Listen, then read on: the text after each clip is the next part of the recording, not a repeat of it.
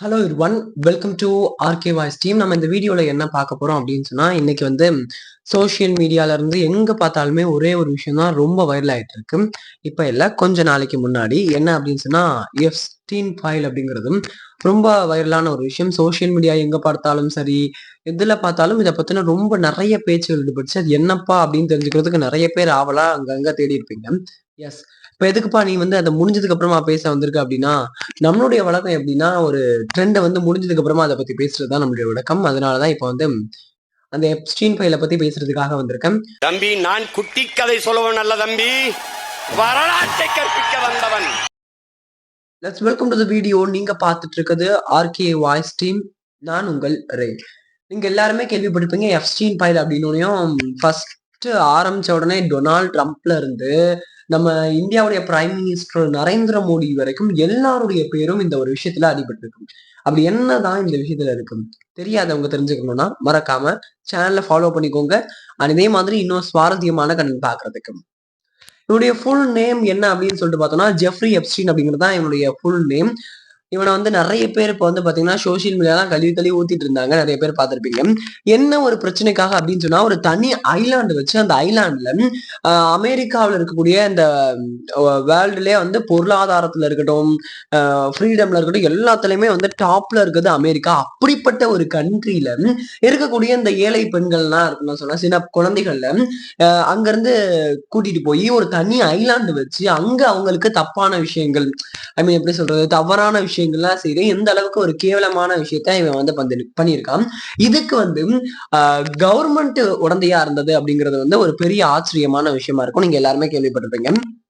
அதாவது இதுக்குன்னு ஒரு தனி ஐலாண்ட் வச்சு, அங்க இந்த ஏழை குழந்தைகள்லாம் இருப்பாங்கல்ல, இது எப்படிப்பட்ட ஒரு இதுன்னா, ஆ ஒரு ஃபர்ஸ்ட் இவன் வந்து மசாஜ் பண்ணணும் அப்படிங்கிறதுக்காக வந்து குழந்தைகள இது பண்ணிட்டு கூட்டிட்டு போயிட்டு, அங்க வந்து ஒரு குடும்பத்துல இருக்கக்கூடிய ஒரு இந்த நார்மலா நம்ம ஊர்லலாம் இருப்பாங்க. இந்த ஊரோரமா இந்த தங்கியிருக்கும் வெளிநாட்டுல இருந்து வரவங்களோ, வெளி மாநிலத்துல இருந்து வரவங்களோ, அந்த இந்த டென்ட் கொட்டாய் மாரிலாம் போட்டு தங்கியிருப்பாங்கல்ல, அந்த மாதிரி இடத்துல வரக்கூடிய ஒரு ஏழ்மை நிலையில எவ்வளவுதான் பெரிய கண்ட்ரியா இருந்தாலும் அங்கேயும் ஏழைகள்லாம் லைட்டா இருக்க தானே செய்வாங்க. அப்படி வாழக்கூடிய ஒரு இடத்துல இருக்கக்கூடிய ஒரு பெண்ண வந்து மசாஜ் செய்யணும் அப்படிங்கிறதுக்காக காசு குடுத்து மண்டைய கழுவி கூட்டிட்டு போயிட்டு, அங்க வந்து இந்த மாதிரி தப்பான வேலைலாம் பண்ணியிருக்காங்க.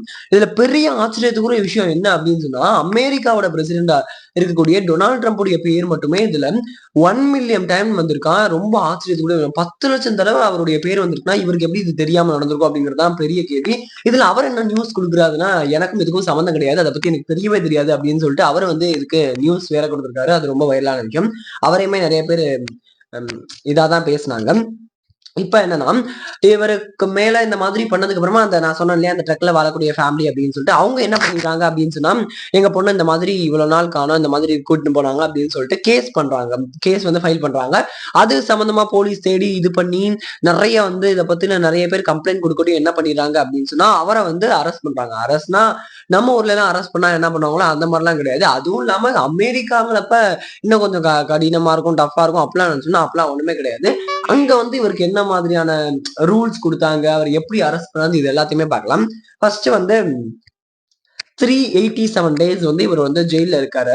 ஆ கரெக்ட்டா ஜூன் 2008ல இருந்து ஜூலை 2009 வரைக்கும் இவர் வந்து அந்த ஜெயில்ல இருக்கிறாரு. 387 டேஸ் இந்த டேஸ்ல வந்து அவர் வந்து அங்க உள்ள இருக்கிறாரு. அப்படி அவர் உள்ள இருக்கிறாருன்னா, அவ்வளவு நாள் வந்து 1 வருஷம் வச்சிருக்காங்கப்பா. அந்த அளவுக்கு பெரிய ஆளா இருந்தாலுமே அமெரிக்கால ஒரு ப பணம் படைச்சவரா இருந்தாலும் கூட இங்க வச்சிருக்காரே அப்படின்னு நினைச்சீங்கன்னா அதெல்லாம் கிடையாது. ஆனா மொத்தமா இவர் வந்து இருக்க வேண்டியது 18 மந்த்ஸ் 18 மாசம் இருக்கணும். ஆனா 13 மாசம் கூட கிடையாது. 12 மாசம் கொஞ்ச நாள் வந்து இருந்துட்டு அப்படியே வெளிய வந்துறாரு. இவர் ரிலீஸ் பண்ணிடுறாரு. இது என்ன ரூல்ஸ்ன்னு தெரியல. நம்மளுக்கு சட்டமா நம்ம ஊர்ல கூட அந்த அளவுக்கு சேஃப்டி இருக்காது. அப்படி இப்படின்னு நெறைய சொல்லுவோம். பொருளாதாரம்னா கூட நம்ம ஊர்ல கூட அந்த சட்டம் கோர்ட்டுக்குலாம் போயிட்டா கொஞ்சம் இதா இருப்பாங்க. ஆனா அந்த அளவுக்கு அமெரிக்கா அவ்வளவு பெரிய கண்ட்ரி அங்க வந்து இப்படி இருக்காங்கிறது ரொம்ப ஆச்சரியத்துக்குரிய விஷயம். 18 மாசம் இருக்க வேண்டிய ஒருத்தர் 13 மாசத்திலேயே வெளிய வந்துடுறாரு. இது என்ன எதுன்னு அப்படிங்கிறது தெரியல. அதுக்கப்புறமா எப்படின்னா, இவர் அந்த 387 டேஸுமே எப்படி இருந்தாரு அந்த ரொட்டீன் எப்படின்னா அவருக்கு வந்து 7 நாள் வாரம், வாரத்துல 7 நாள்ல 6 நாளுமே அவர் வந்து அங்க இருக்க வேண்டிய அவசியம் இல்ல. அவர் வந்து வெளிய போயிருவாரு. மீதி அந்த 1 நாள் சண்டே மட்டும் அவர் உள்ள இருப்பாரு. 6 நாளும் அப்படின்னா எப்பன்னா சும்மா கொஞ்ச நேரம்லாம் கிடையாது. காலையில 10 மணிக்கு போனாருன்னா, நைட்டு 10 மணிக்கு தான் திரும்பி உள்ள வருவாரு. அந்த மாரி. இது ஏதோ பக்கத்து ரூமுக்கும், இந்த ரூமுக்கும் நான் கொஞ்ச நேரம் அங்க இருப்பேன், கொஞ்ச நேரம் இங்க இருப்பேன் அப்படிங்கிறது மாதிரி 12 மணி நேரம் வெளியவும், 12 மணி நேரம் உள்ள வந்திருப்பாரு. இந்த இதுல வந்து அவரு எப்ஸ்டீனுடைய டீம் வந்து என்ன கேக்குறாங்கன்னா, அவருக்கு வந்து செக்யூரிட்டி தனிப்பட்ட செக்யூரிட்டி எப்படின்னா பிரைவேட் செக்யூரிட்டி. இங்க கவர்மெண்டோட இதெல்லாம் கிடையாது, போலீஸ்லாம் கிடையாது. அவருக்கு தனிப்பட்ட பிரைவேட் அவரால சாதனை பண்ணிட்டு செலிபிரிட்டி பண்ணியிருக்காருன்னு ஒரு பெரிய செலிபிரிட்டின்னு நெனைக்கிறேன். நெறைய சாதனை பண்ணியிருக்காருன்னு நெனைக்கிறேன். அதனால வந்து அவருக்கு வந்து நெறைய செக்யூரிட்டி தேவைப்படுதுன்னு சொல்லிட்டு அவருடைய டீம் வந்து கேட்டு, இதுல கவர்மெண்ட் வந்து அது எதுவுமே இது பண்ணல அப்படிங்கிறது தான் பெரிய ஆச்சரியத்துக்குரிய விஷயம். ஒரு பெரிய கண்ட்ரில இருக்கக்கூடிய இவ்வளவு பெரிய கவர்மெண்ட் அப்படிங்கிறது இது கேட்கலையாடா அப்படிங்கிறது ஒரு பெரிய விஷயமா இருக்குது. அந்த மாதிரி ஒரு செக்யூரிட்டி இவருக்கு இவரு வந்து இந்த மாதிரி போயிட்டு வர நேரத்துல இவர் என்ன பண்றாரு, ஒரு ஆபீஸே இது பண்ணி அங்கதான் போய் இது பண்றது. வேற எங்கேயும் போறதில்ல. கரெக்ட்டா இங்க இருக்க வேண்டியது, இங்க இருந்து வெளிய போய் ஆபீஸ்ல இருக்க வேண்டியது, ஆபீஸ்ல இருந்து திரும்பி வந்து நைட் இது பண்ற வேண்டியது. சரி ஓகேப்பா இந்த இதுதான் அப்படி இருக்காரு. சண்டேவாது ஸ்ட்ரிக்ட்டா இருக்காரு அப்படின்னு பார்த்தா அதுவும் கிடையாது. சண்டே ஈவினிங், நைட் அந்த டயத்துல கூட இவர பார்க்கறதுக்கு நெறைய பெண்கள் வந்து இது பண்ணி வந்திருக்காங்க அப்படிங்கிறது ஒரு விஷயம். அப்ப ஒரு ஜெயில்ல ய இருக்கக்கூடிய ஒரு பெர்சனுக்கு அது பணக்காரனா இருந்தாலும் சரி, யாரா இருந்தாலும் சரி, எல்லாருக்கும் ஒரே ரூல் தான் இருக்கணும்.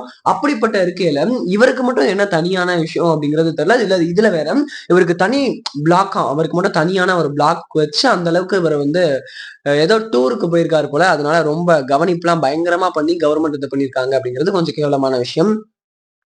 அதுக்கப்புறமா அந்த ஆபீஸ் பிரைவேட் ஆபீஸா சொல்றாருல்ல, இவர் அங்கதான் போயிட்டு தங்குறது இந்த மாதிரி இருக்கிறதா இருக்காரு.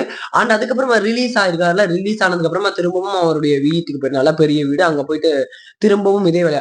ஆபீஸ்ல இருந்தப்பயும் அதே வேலை தான் பண்ணியிருக்கிறாரு. திரும்பி அவர் வீட்டுக்கு போனதுக்கு அப்புறமா 7 நாள் அப்படி என்னதான்டா பண்ணியான் அப்படிங்கிற ஒரு கேள்வி. இவனுக்கு வேற வேலையே இல்லையா? இதுதான் வேலையா? அப்படிங்கிறது தான் ஒரு மிகப்பெரிய கேள்வி. திரும்பவும் அவன் வீட்டுக்கு போயிட்டும், அங்க போயும் இதேதான். 18 மாசத்துல இருக்க வேண்டியவன 13 மாசம் அந்த இதுல விட்டதே ஒரு பெரிய தப்பு. அவனுக்கு இவ்வளவு செக்யூரிட்டி, இவ்வளோ ஒரு தப்பு பண்ண ஒருத்தனுக்கு இவ்வளவு செக்யூரிட்டி அண்ட் அதுக்கு மட்டும் இல்லாம இவ்வளவு வாய்ப்புகள்லாம் அள்ளி கொடுத்து இது பண்றதுக்கு அவன் ஏதாவது சாதனை பண்ணானா என்ன அப்படிங்கிறது தெரியல.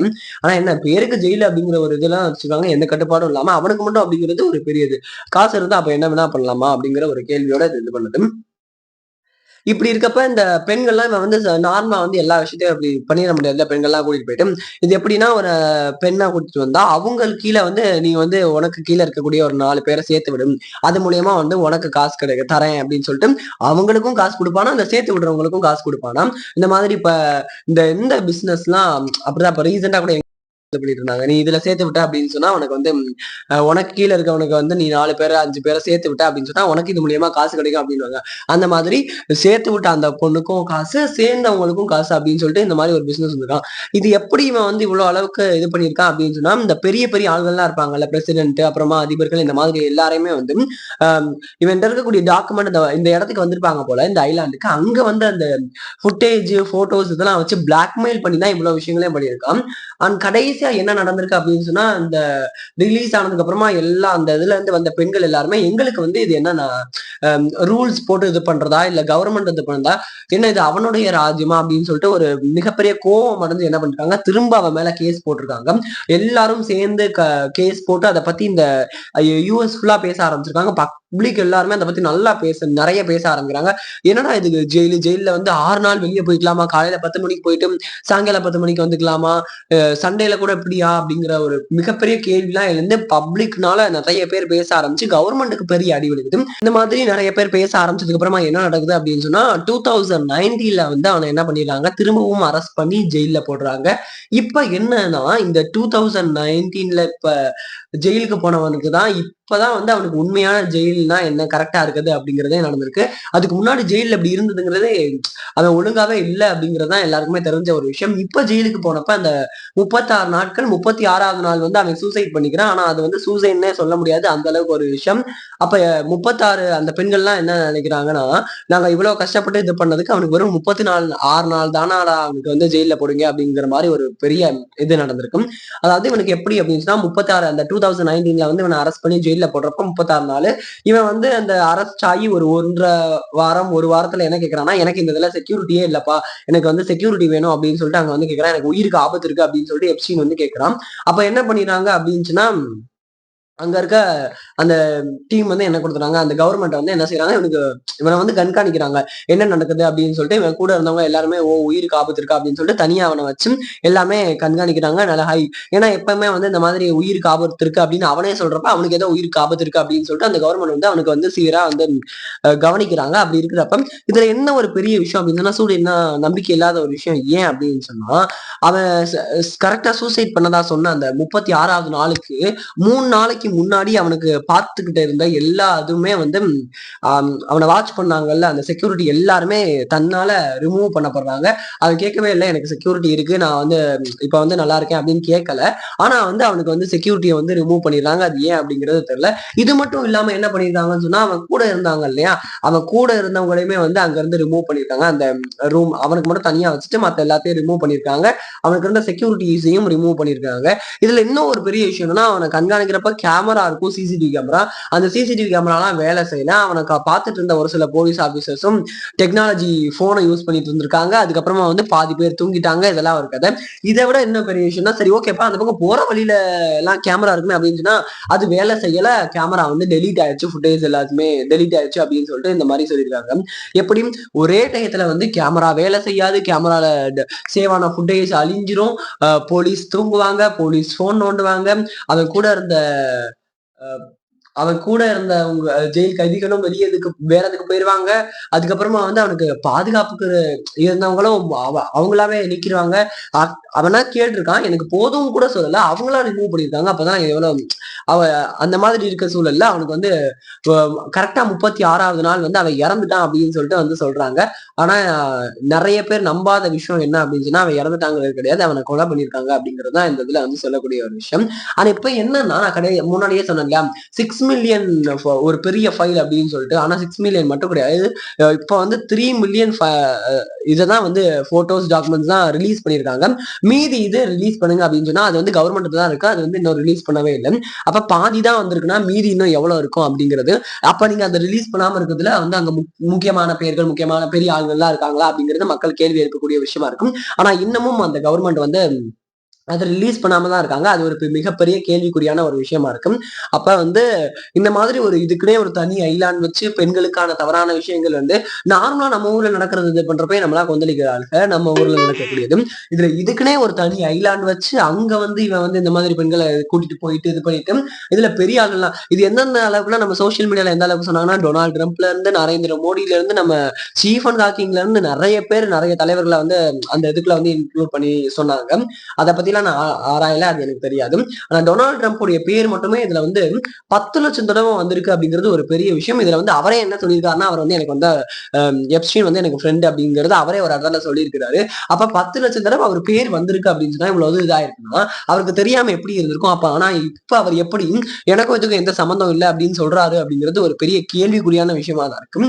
இந்த அளவுக்கு நடக்கிற அளவுக்கு நம்ம வேர்ல்டுல வந்து சேஃப்டி இல்லையா, உமன்ஸ்க்கு சேஃப்டி இல்லையா? அப்ப இந்த அளவுக்கு கவர்மெண்ட் வந்து இந்த மாதிரியான தப்பான விஷயங்களுக்கு துணை போகுதா அப்படிங்கிறதுலாம் ஒரு மிகப்பெரிய கேள்விக்குறியான விஷயம் இருக்கும். இதை பத்தி நிறைய பேர் பேசியிருக்காங்க. சோசியல் மீடியாவா இருக்கட்டும், நிறைய இடங்கள்ல வந்து இதை பத்தி பேசியிருக்காங்க. அப்ப இந்த அளவுக்கு வந்து பெண்களுக்கானது நடக்குமா அப்படிங்கிற இத கேள்வி எழுப்பக்கூடிய அளவுல எல்லாரையும் ஆச்சரியப்படுத்துற அளவுல நிறைய விஷயங்கள் நடந்திருக்குது. இது எல்லாத்தையும் வந்து இது பண்றப்ப அந்த சூசைடா இருக்கட்டும், அது சூசைடாங்கிறதே நம்ப முடியாத ஒரு விஷயம். அப்ப வெறும் 36 நாள் தானா? இன்னும் நிறைய பேருடைய முக்கியமான ஆட்களுடைய பேர் இருக்கா அப்படிங்கிறது, அந்த விமன்ஸ் கேள்வி கேட்டது அப்ப பேர் இருக்குன்னா அந்த பேர்லாம் ஏன் ரிலீஸ் பண்ணாம இருக்கு கவர்மெண்ட்? 6 மில்லியன் பேஜ்ல ஏன் 3 மில்லியன் மட்டும் வந்திருக்கு? இன்னும் 3 மில்லியன் எங்க? அதை என்ன பண்றாங்க? அதெல்லாம் அழிக்கிறதுக்கு இது பண்றாங்களா? இருக்க ஒரே எவிடன்ஸ் இவன் தான். இவனும் இப்ப செத்துனா இப்ப நாங்க என்ன பண்றது அப்படிங்கிற நிறைய கேள்வி இருக்கும். இதுல இன்னொரு பயங்கரமான விஷயம் என்ன அப்படின்னு சொன்னா, அந்த இதுல இருந்த பெண்கள் அவங்க கம்ப்ளைண்ட் கொடுத்தவங்க அவங்களுடைய ஐடென்டிட்டில இது பண்ணிட்டாங்க. அப்ப எவ்வளவு ஒரு டேஞ்சரான நார்மலா ஒரு கேஸ் கொடுத்தா கூட அவங்கள பத்தி சொல்லக்கூடாது அப்படிங்கிறது நம்மளுடைய கவர்மெண்டோட இது. அப்படி இருக்கிறப்ப இந்த மாதிரி கேஸ் கொடுக்குறவங்களோட இது, கம்ப்ளைண்ட் கொடுக்குறவங்களுடைய இது ஆனதுக்கு அதுக்கப்புறமா வந்து அந்த இதுல ஈடுபட்ட அந்த பெண்களோட ஐடென்டிட்டி இது எல்லாத்தையும் இது பண்ண அவங்களுடைய அந்த கண்ட்ரில வாழக்கூடியவங்க, அவங்கள பாக்குறவங்க, அவங்கள பேசக்கூடியவங்க நார்மலாவே பேசுவாங்க நிறைய. அப்ப இப்படிலாம் இருந்தா அவங்க என்னென்ன அளவுக்கு பேசுவாங்க அப்படிங்கிற ஒரு விஷயம்லாம் இருக்கும். ஆனா அத பத்தி எப்படி கவர்மெண்ட் கொஞ்சம் கூட அந்த பிளர் இது எதுவுமே இல்லாம இதா கம்ஃபர்டபுளா வந்து அதெல்லாம் விட்டாங்க அப்படிங்கிறது மிகப்பெரிய கேள்விக்குறியான விஷயம் இருக்கு. இன்னைக்கு இந்த எப்ஸ்டீன் செத்தது அப்படிங்கிறது வந்து நிறைய உண்மைகளை மறைக்கிறதுக்கான இதா ஆயிடுச்சு. இதெல்லாம் என்னைக்காவது நடக்கும்னு தெரிஞ்சுதான் போல நிறைய ஒரு அந்த ப்ரூஃப்லாம் வச்சிருக்கான் போல. ஆனா டொனால்ட் ட்ரம்ப் அங்க இருந்ததுக்கான ப்ரூஃப்லாம் நிறைய இருக்கு. நிறைய வீடியோஸ்லாம் இருக்கு. ஆனா அவரு வந்து எப்படிதான் எனக்கு அதுக்கும் சம்மந்தம் இல்ல அப்படின்னு சொல்றாருங்கிறது ஒரு பெரிய கேள்விக்குறியான விஷயம். அண்ட் இந்த வீடியோல வந்து இந்த எப்ஸ்டீன் ஃபைல பார்த்தோன்னா எனக்கு தெரிஞ்ச ஒரு சில விஷயங்கள கம்மியான விஷயங்கள் தான், நிறைய விஷயம் இல்ல. எனக்கு தெரிஞ்ச ஒரு சில விஷயங்கள உங்க கிட்ட கொண்டு வந்து சேர்த்திருக்கேன். அண்ட் இந்த வீடியோ உங்களுக்கு இன்ட்ரெஸ்டிங்கா இருக்கும்னு நினைக்கிறேன். இதே மாதிரி தொடர்ந்து வரக்கூடிய நாட்கள்ல என்னால முடிஞ்ச ஒரு சில இன்ட்ரெஸ்டிங்கான கண்டென்ட்ட உங்களுக்காக குடுத்துட்டு இருக்கேன். தொடர்ந்து இதே மாதிரி இன்னொரு சுவாரஸ்யமான கண்டென்ட்டோட கூடிய சீக்கிரத்துல நான் உங்கள பார்க்கிறேன். அது வரைக்கும் உங்ககிட்ட இருந்து விடைபெறுவது நான் உங்கள் ரே.